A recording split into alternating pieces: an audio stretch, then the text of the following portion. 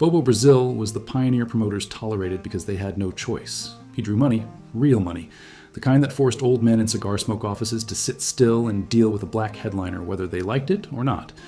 But the respect never came without strings. Every door he opened had a lock still attached.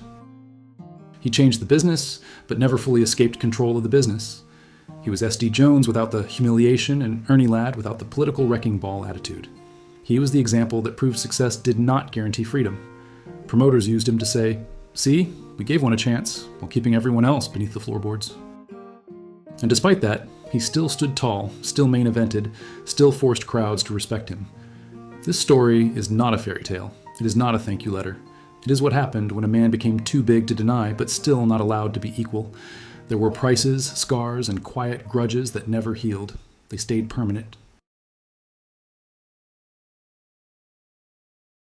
Houston Harris, later known as Bobo Brazil, was born July 10th, 1924. Sources vary on the exact town of birth, with some records naming Little Rock, Arkansas, and others listing Benton Harbor, Michigan. What's consistent is he was raised and became identified with Benton Harbor, the place that shaped his foundation. People assumed a big black man was dangerous before they knew anything else. Harris learned quickly. Patience, discipline, and silent authority were survival tools. He played local baseball and worked labor-intensive jobs to support his family. Wrestling wasn't initially a dream. It was a practical outlet for someone his size who needed an income and a chance to stand out. Friends and acquaintances pointed him toward the ring, seeing his potential for athletics and presence. His first exposure to training was tough. Promoters and veterans didn't coddle anyone, especially black wrestlers. Quitters left fast. Harris didn't. He absorbed every lesson, physical and mental, and learned that leaving early was exactly what they wanted him to do. By the late 1940s, Harris had committed to wrestling.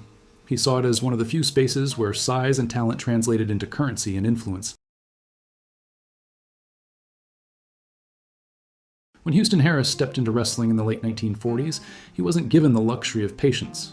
He debuted under the name Bobo Brazil, a name promoters pushed because they wanted something marketable.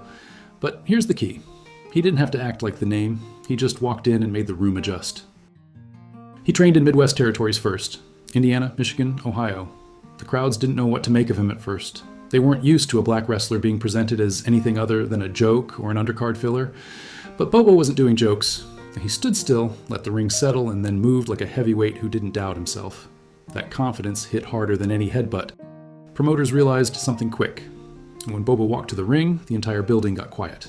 Not scared, focused. They were watching someone who belonged. He got booked against names who were already territory men. The Sheik in Detroit, Dick the Bruiser, Johnny Barrand. These weren't charity bookings. These were tests. Guys wanted to see if the tall, calm newcomer would fold. He didn't. He sold safe, hit clean, and didn't complain. That matters in locker rooms more than skill on tape. And his Cocoa Butt headbutt? No joke. Guys said it connected harder than it looked. Not stiff, not reckless, just real.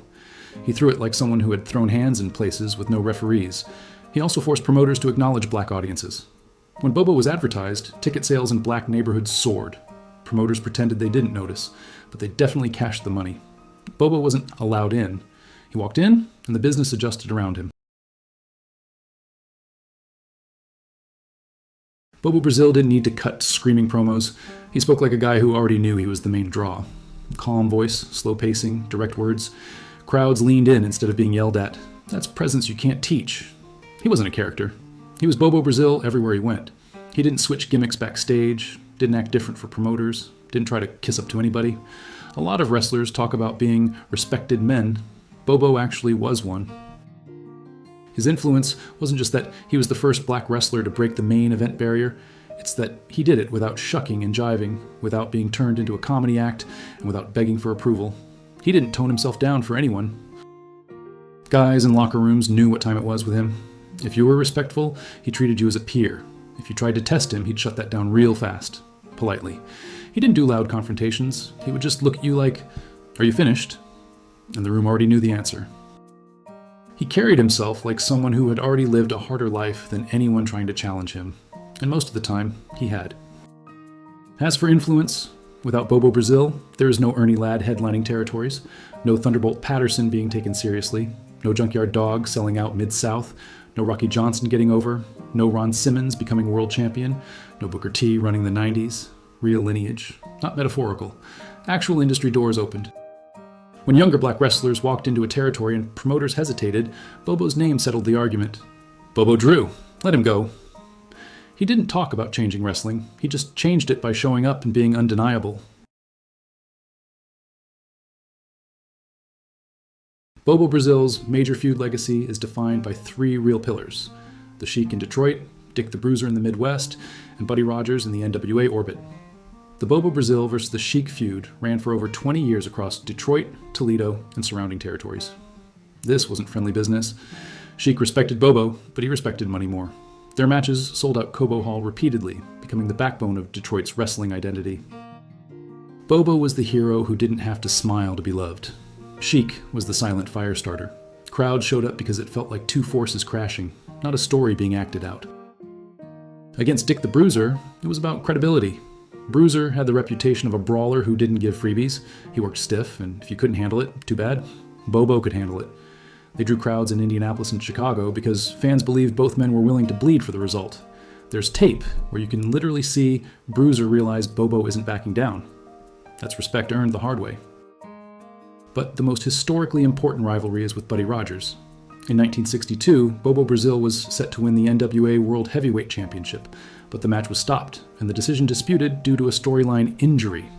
Here's the shoot reality. Several promoters didn't want the optics of a black world champion headlining in the South, so the finish protected Rogers and stalled history. That's not rumor. That's documented in the NWA meeting notes and confirmed by historians like Tim Hornbaker. Even without the belt, Bobo was booked like a world champion. Main events, long programs, and territory-carrying runs. He didn't chase the throne. He proved he already sat on it. By the late 1970s and early 1980s, Bobo Brazil wasn't moving like a young heavyweight anymore, but he didn't have to. His presence alone was the draw. When he stepped into a locker room, younger wrestlers didn't look at him like a relic. They looked at him like the blueprint. He continued to work in Detroit, the Carolinas, the WWF, and various territories that valued someone who could elevate a card simply by appearing on it. He didn't need the spotlight. Promoters used him to legitimize others, and he agreed because he understood longevity. When he wrestled late into his career, he gave more, not less. He was generous in the ring, but never weak. There's a difference. His influence didn't stop with the ropes. He helped younger black wrestlers navigate a business that still didn't treat them equally. No speeches, no dramatic revolutions. Just quiet, direct advice given only when asked. He didn't pretend to be a mentor, he simply was one. When he retired in 1993, it wasn't an emotional farewell. He didn't need a goodbye tour. He left when he decided to leave. In 1994, he was inducted into the WWE Hall of Fame. They called him a pioneer. That's correct, but it's incomplete. He didn't just pioneer. He forced the system to change by existing at a level of excellence no one could deny. Wrestlers today who walk into rooms and demand equal treatment don't realize the floor they stand on was built by him. They don't have to fight the same fights because he already did. Bobo didn't talk about legacy. He lived one. He didn't want statues, chants, or murals. He wanted respect. He got it. Bobo Brazil didn't beg for recognition. He didn't shake hands to fit in. He walked into territories that didn't even want him on the poster, and he became the reason the building sold out. He didn't complain about the system. He outperformed the system. Some wrestlers talk about breaking barriers. Bobo kicked them down just by refusing to step aside. This isn't a tribute. It's acknowledgement. If you want more real wrestling history, not the polished corporate bedtime story version, hit like and subscribe, and I'll see you on the next one. Thanks for watching.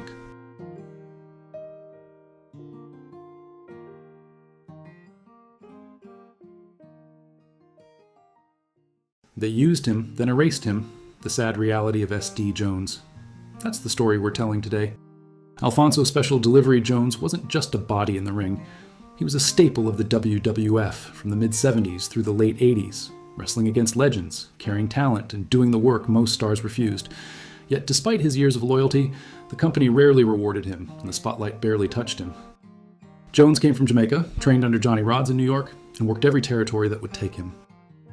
From the Caribbean to the Mid-Atlantic, he was a reliable hand, respected by peers, and one of the few wrestlers who could step into any match and make it look good.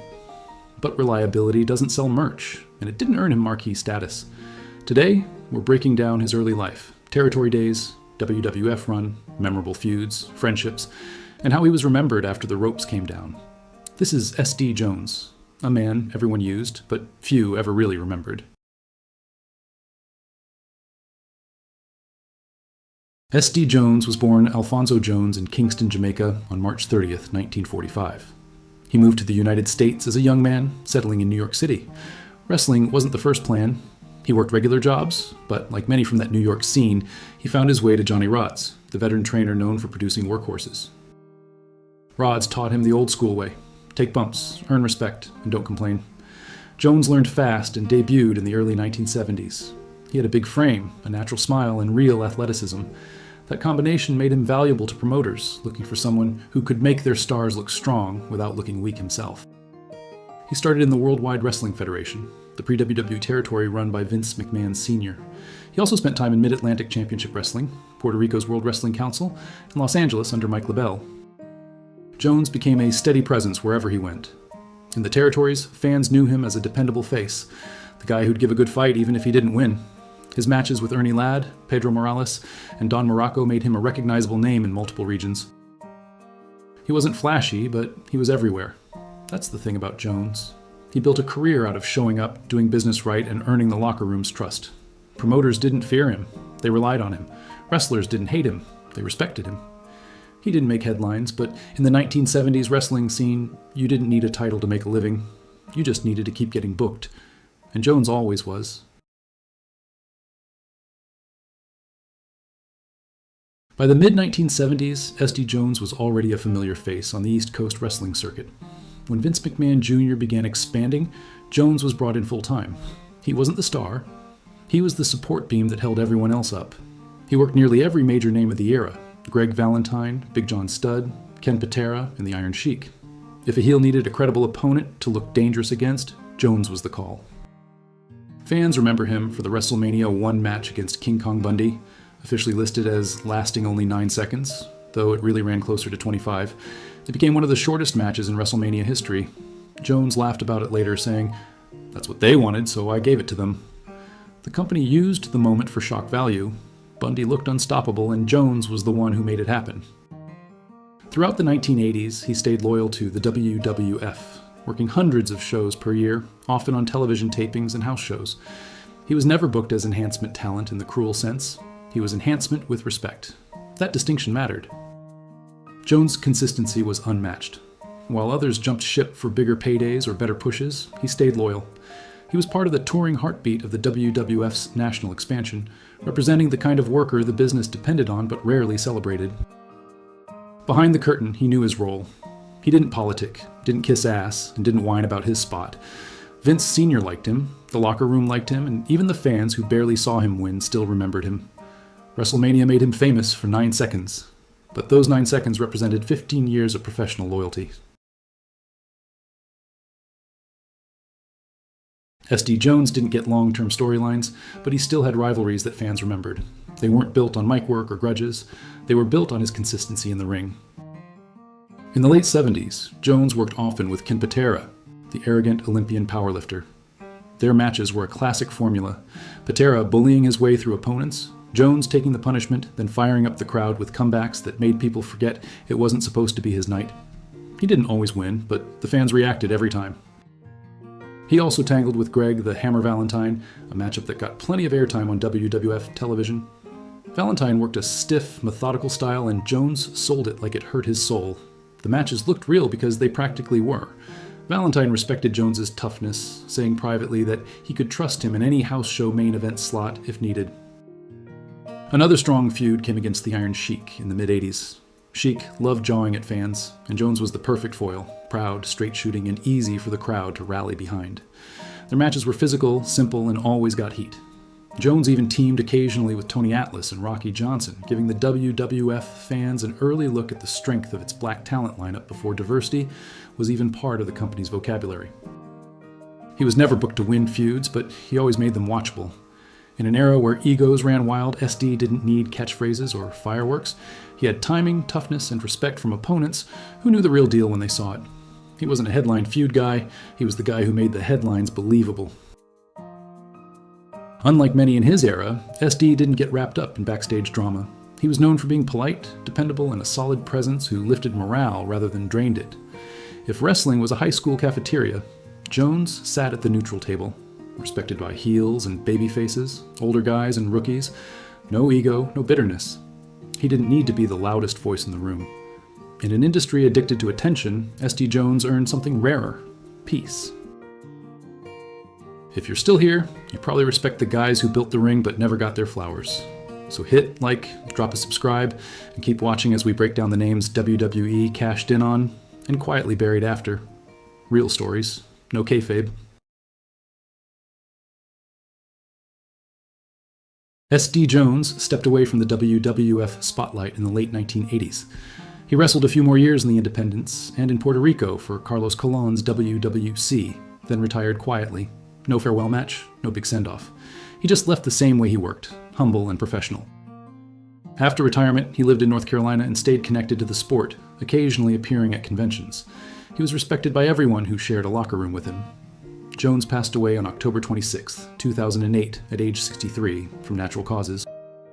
In 2019, WWE honored him in the Hall of Fame Legacy Wing, finally giving him recognition for years of loyalty and consistency. He didn't get the headlines, but his reputation lasted longer than most who did. SD Jones was proof that class outlives fame. After decades of loyalty to the WWF, SD Jones quietly faded from the spotlight. No farewell, no grand send-off, nothing. He worked the independents, made small appearances, and trained a few hopefuls who probably had no clue they were learning from one of the most dependable workers Vince ever had. By the late 1990s, SD had stepped away completely, living a modest life in Antigua before passing away in 2008 at just 63. The WWF gave him a brief Hall of Fame mention that felt more like an afterthought than a tribute. They used him as enhancement talent for years, then erased his name when the lights dimmed. In shoot terms, SD Jones deserved better. He was loyal, safe, and respected by everyone who mattered. The company just didn't treat him like it. That's the sad reality. Thanks for watching.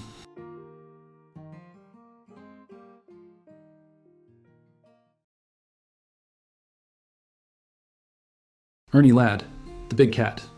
One of the most intimidating athletes to ever exist, whether it was on the football field or inside a wrestling ring. Before anyone saw him slam opponents in the squared circle, Ladd was a gridiron monster, standing 6'9", and moving like a freight train for the San Diego Chargers and Kansas City Chiefs in the AFL. He didn't just play football, he dominated it, leaving quarterbacks trembling and linemen questioning their life choices. But that was just the beginning. When Ladd made the jump to professional wrestling, he brought that same aura of fear and respect. Fans saw a towering villain who could stop a match with a glare. Behind the curtain, wrestlers treated him like a legend and, in some cases, a straight-up enforcer. This isn't about scripted storylines or flashy entrances. This is the man who reshaped locker rooms, made territories bow to his presence, and became one of wrestling's first crossover stars. Today, we're diving into the real life of Ernie Ladd. His early years, football, wrestling, feuds, friendships, and the lasting legacy of a giant whose shadow still looms large. Ernie Ladd was born on November 28, 1938, in Rayville, Louisiana, a city that didn't know it was about to produce a man who would tower over everyone, literally and figuratively. Standing 6'9" and packing over 300 pounds, Ladd was a physical anomaly, but it wasn't just his size that set him apart, it was his confidence. From a young age, he wasn't just going to compete, he was going to dominate. Ladd attended Grambling State University, where he excelled in football, showcasing a rare combination of strength, speed, and intelligence. He wasn't just a defensive tackle, he was a game changer. His performance earned him a spot in the AFL, first with the San Diego Chargers, then the Kansas City Chiefs. On the field, quarterbacks avoided him like the plague, and his teammates knew he wasn't a guy you argued with. He led by sheer presence. But football wasn't enough. Ladd wanted more than yards and touchdowns. He wanted to be larger than life. In 1961, he began training in professional wrestling, learning the ropes under legends in the Southern Territories. It wasn't glamorous. Early matches saw him traveling nonstop, sweating in small gyms, facing opponents who tested every ounce of his toughness. Yet Ladd adapted fast. His football background made him an unstoppable force, and promoters quickly noticed he could draw crowds with nothing but his stature and charisma. By the mid-1960s, Ladd had carved out a reputation in the territories. He could headline a card anywhere, Memphis, Houston, or New Orleans, and fans would pack the arenas just to see him move. He wasn't just a wrestler, he was a spectacle, a living, breathing force that made everyone else in the ring feel small. And that was exactly the point. When Ernie Ladd's football career started breaking down from knee injuries in the late 60s, most athletes would have taken the easy route and retired quietly. But the big cat wasn't built for quiet. He looked at professional wrestling and saw another game he could conquer, only this one paid cash for charisma. He broke into the business in 1961, working southern territories like Houston, New Orleans, and the Carolinas. Ladd trained under some of the toughest men in the sport and picked it up fast. His football background gave him legit credibility, and promoters knew it. Fans believed in him because he looked like he could end a match in one move. In those early days, Ladd played the heel perfectly. He was brash, loud, and unapologetic. He'd walk into packed arenas, cut a promo that made the crowd want to riot, and then smirk as they showered him in hatred. And here's the thing, he wanted that heat. He thrived on it. By the mid-60s, he was headlining for top promoters like Paul Boesch and Leroy McGurk, working against stars like Wahoo McDaniel, Johnny Valentine, and Bobo Brazil. Behind the curtain, he was respected for being no-nonsense. He didn't politic. He didn't whine. He showed up, worked hard, and left everyone talking. Those early years shaped Ernie Ladd into a master of the wrestling hustle. He learned how to draw money, control a crowd, and protect his image. The territories taught him one thing: charisma lasts longer than championships. And Ladd had charisma to burn. By the early 1970s, Ernie Ladd was in his absolute prime. Not just physically, but politically. He was a locker room powerhouse, the rare guy who could command respect from promoters and wrestlers without raising his voice. Ladd was money, plain and simple. When his name hit a poster, fans showed up and promoters knew they'd cash in. In Mid-South, Houston, and the WWWF, he became one of the most recognizable villains in the game. His size made him terrifying, but it was his mouth that turned him into a legend. He could rip an opponent apart verbally before ever locking up. When he told a crowd he was the best big man in the business, people believed it, and that pissed off a lot of other big men. Behind the curtain, though, Ladd was all business. He wasn't reckless or stiff, he was smart. He knew how to get heat without making enemies, which is why even the toughest guys treated him with respect. He didn't kiss up to promoters, but he understood leverage. Ladd was one of the first wrestlers, especially as a black man in a cutthroat era, to demand better pay and better treatment. And he got it because he could back it up. He helped mentor younger wrestlers, showing them how to survive in the business, and wasn't afraid to check anyone who disrespected him. Everyone knew if Ernie Ladd spoke, you shut up and listened. This was Ladd at his peak, a main eventer in every sense, with the intelligence of a businessman and the presence of a kingpin. He wasn't just part of the locker room. He was the locker room. When Ernie Ladd grabbed a microphone, the room changed. He didn't just cut promos, he delivered declarations. His voice was deep, steady, and soaked in confidence. He'd look straight into the camera and make you believe he was better than everyone else, because he actually believed it. Ladd could humiliate opponents with a single line. He'd call other wrestlers poor little fellas, smirk, and walk off like he'd just dismissed an entire division. It wasn't screaming or cheap insults, it was psychological destruction. He sold arrogance like it was a championship belt. His promo work influenced generations that followed. Guys like The Rock, Ron Simmons, and even Mark Henry have credited Ladd for opening doors and proving that a confident, sharp-tongued black performer could headline anywhere. He wasn't playing a character, he was Ernie Ladd 24/7. Outside the ring, he was just as bold. Ladd was known for standing up for himself and others in an era where most wrestlers stayed quiet. He fought for fair pay, refused to tolerate racist treatment on the road, and didn't care who that angered.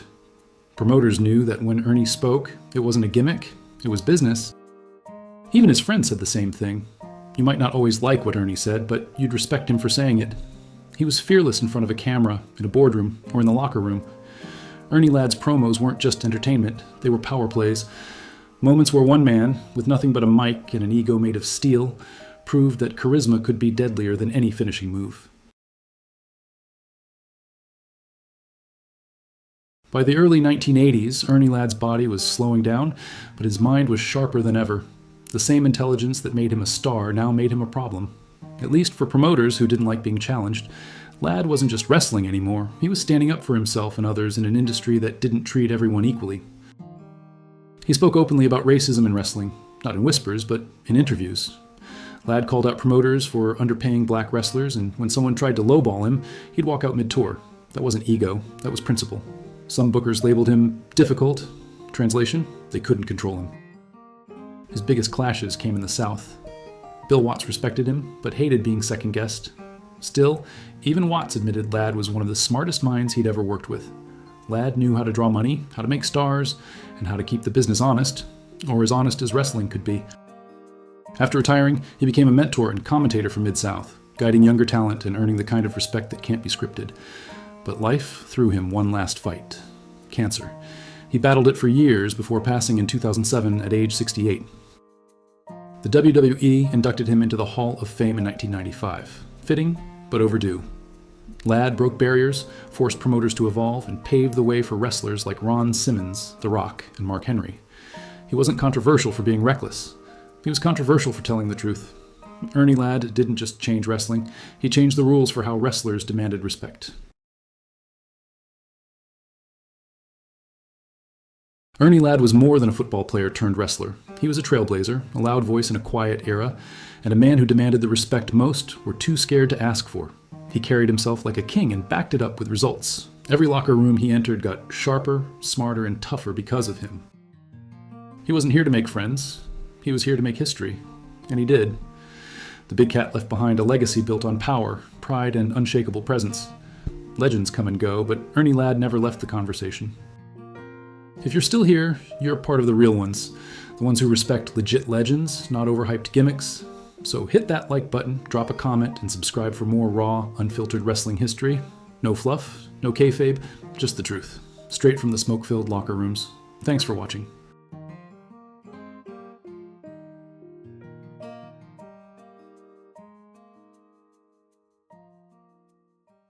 Forget everything you think you know about wrestling in the 1950s. The arenas were segregated, the fans were hostile, and one man dared to step in, rip the rulebook apart, and force respect with nothing but talent and sheer presence. That man was Bobo Brazil. By the mid-50s, wrestling was a white-dominated business. Promoters booked who they wanted, and most fans had never seen a black wrestler in a main event. Bobo didn't beg for acceptance. He made the crowd cheer. He made promoters reconsider who could headline. He made other wrestlers stop and take note. But it wasn't all standing ovations and glory. There were botched title finishes, behind-the-scenes politics, and promoters trying to deny him the spotlight he earned. And yet, Brazil kept climbing, kept winning, kept changing wrestling forever. Today, we're diving deep into the man who broke barriers, commanded respect, and walked into arenas where no black wrestler had a chance, and left every locker room stunned by his skill. Bobo Brazil didn't just wrestle. He rewrote the rules of a segregated sport. In the 1950s, arenas in the South and Midwest rarely saw black wrestlers in main events. Fans, promoters, and even some colleagues assumed a black man couldn't sell tickets. Brazil proved them wrong. He combined raw power with technique. His signature splash looked like a truck hitting the mat. Yet he moved with surprising grace for a man his size. Every city he entered, every crowd he faced, Brazil forced respect. Sometimes fear, sometimes awe. Wrestlers whispered backstage, could he carry a match with the top guys? Not only could he often outshone them. Promoters tried to sideline him, fearing backlash. Fans sometimes jeered, but Brazil's charisma neutralized it. He earned title shots and drew huge crowds in places others couldn't. Lou Thesz, Buddy Rogers, and Bruno Sammartino all acknowledged that Brazil had a presence you couldn't ignore. He didn't need politics, stiff shots, or drama to get over. His legacy isn't about who he hated or who hated him. It's about a man who broke barriers, forced respect, and became a legend purely through talent. That's the kind of heat you can't fake. Bobo Brazil pins Buddy Rogers in a US title match. Crowd erupts, promoters panic. Officially, Rogers keeps the belt. Why? A botched finish and backstage politics that tried to erase what had just happened in front of thousands of fans. Brazil earned the win in the ring, but the system refused to acknowledge it. Backstage, wrestlers were stunned. Did he actually pin Rogers? Whispered more than one veteran. Some envied him, some worried he was too big, too powerful, and too respected to ever be pushed aside. Rogers, the locker room's political master, reportedly smirked. Brazil was a threat to his spotlight, and the awkward tension amused him. But Brazil didn't throw tantrums or cry foul. He took it in stride, carrying the weight of injustice like a champion without the belt. Fans cheered, promoters sweated. Rogers kept the belt, Brazil kept the respect. And in the locker room, the story became legendary. Sometimes being too good is the real heat you carry. If you're digging Bobo Brazil rewriting the rules, smash that like button and hit subscribe. This isn't just history. It's a masterclass in respect, dominance, and doing it all without a single cheap shot. Stick around for more moments that prove Brazil was untouchable, both in and out of the ring. One of the defining moments of Bobo Brazil's career wasn't backstage politics or stolen belts. It was stepping into the ring with Bruno Sammartino. Two giants, two legends, both carrying their own weight and reputations. Bruno was the technical marvel, the Italian Superman of the Northeast. Brazil? A powerhouse with charisma, presence, and a splash that could flatten a small car. Matches between them were like chess played with fists. Every move mattered. Bruno was careful, protective of his title, and demanding in the ring. Brazil wasn't there to be anyone's highlight reel. He was there to prove he belonged at the top. They didn't stiff each other unnecessarily, but neither gave ground. Every slam, every hold, every impact was a negotiation. Who was taking the match and who was earning respect? Backstage, wrestlers whispered. Bruno and Bobo weren't friends, but they weren't enemies. They were mutual benchmarks. If you survived a match with either, you were someone. Survive both? You were legendary. Fans loved it. Promoters loved it. And for every locker room veteran, Brazil's name became synonymous with being unshakable, unplayable, and unavoidable. The rivalry wasn't about hate. It was about dominance, skill, and the subtle heat that comes from being the guy everyone knows can carry the biggest match of the night without drama. Brazil didn't cheat, didn't manipulate, didn't talk trash. He just was. And in a business built on politics, that made him quietly feared, loudly respected, and impossible to ignore. When most guys saw names like Killer Kowalski, Johnny Valentine, or Bruiser Brody on the booking sheet, they got that sinking feeling, like checking your bank account and realizing payday was last week. But for Bobo Brazil, that was just Tuesday.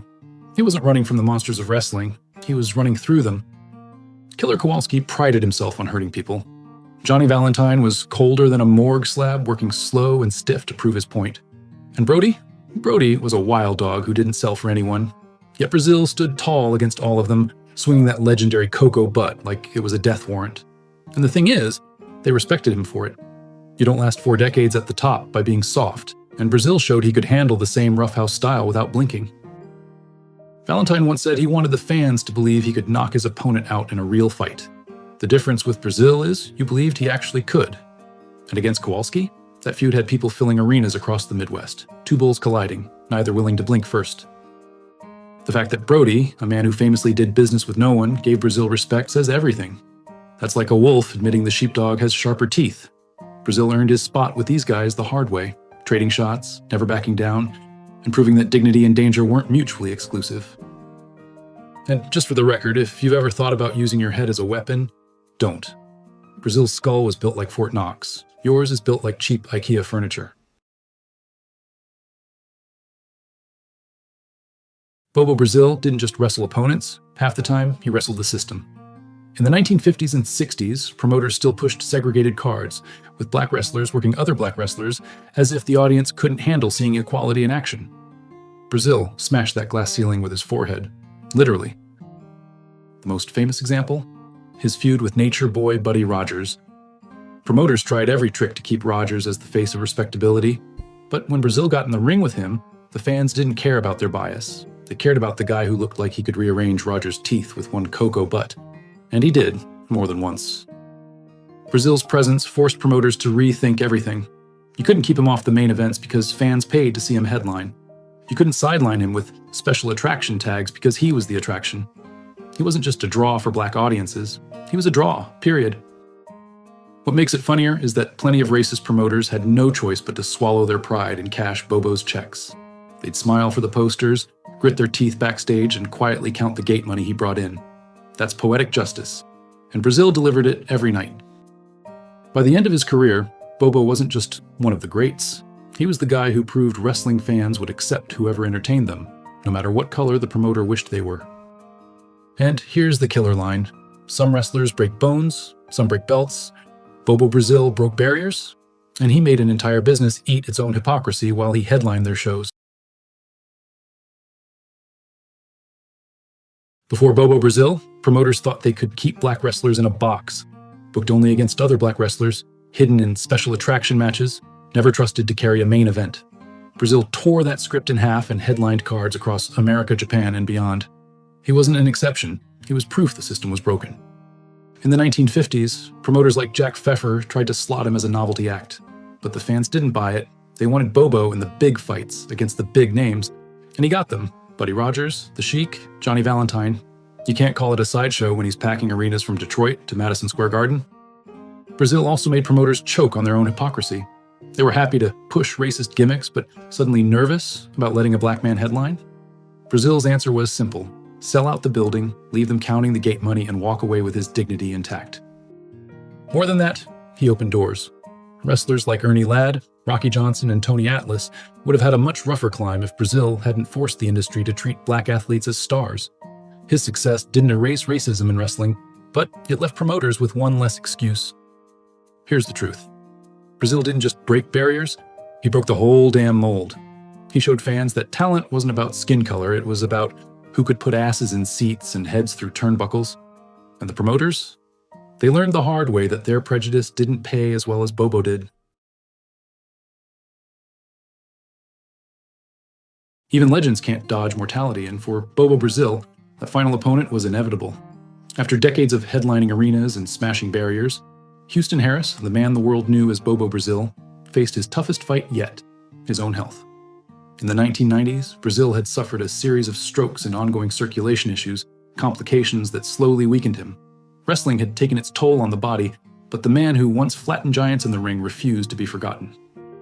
On January 20th, 1998, at age 73, Bobo Brazil passed away in St. Joseph, Michigan. He didn't die in obscurity. Promoters, colleagues, and fans recognized that the man who had redefined what was possible for black athletes in wrestling had left a permanent mark. Stories of his matches, his dominance, and the respect he commanded flooded the press and locker rooms alike. Brazil's passing wasn't just the end of a life, it was the closing chapter on a career that changed wrestling forever. He'd defied racism, rewritten the rules, and carried the sport on his shoulders for decades. Wrestlers who followed, like Rocky Johnson and Tony Atlas, openly credited him for paving the way. Even in death, Bobo Brazil's legacy carried the weight of his defiance. He showed generations that skill, dignity, and presence could overcome any system designed to hold you down. The arenas may be silent now, but the echoes of his career, the respect he earned, the barriers he broke, still resonate in every major wrestling spotlight. Well, that's all for today. I hope you enjoyed the video. If you did, hit like and subscribe. It's the wrestling equivalent of the Cocoa Butt, only without the hospital bill. Stick around, because the next story is going to hurt just as much. Thanks for watching.